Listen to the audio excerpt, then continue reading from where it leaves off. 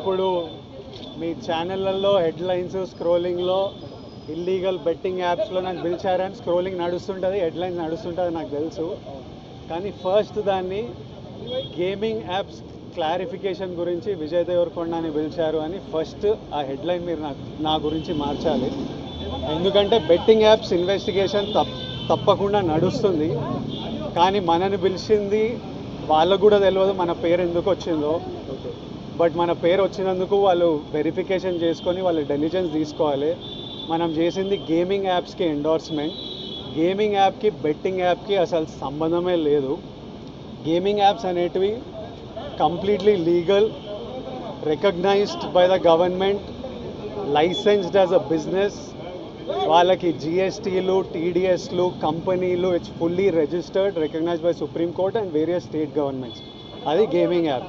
అటువంటిది A23.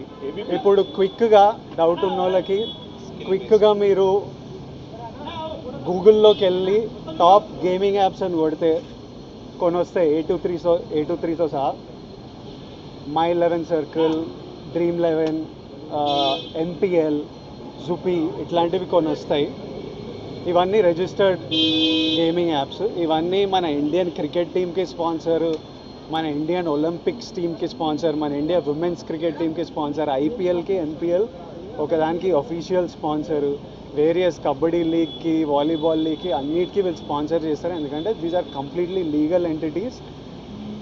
Indian Olympics టీమ్కి sponsor చేయాలంటే లీగల్ ఉండాలా వద్దా? సో ఫస్ట్ ఆఫ్ ఆల్ ఈ గేమింగ్ యాప్స్ని, ఇల్లీగల్ బెట్టింగ్ యాప్స్ని మీరు సపరేట్ చేయాలి. అది జర్నలిస్ట్గా మీ రెస్పాన్సిబిలిటీ.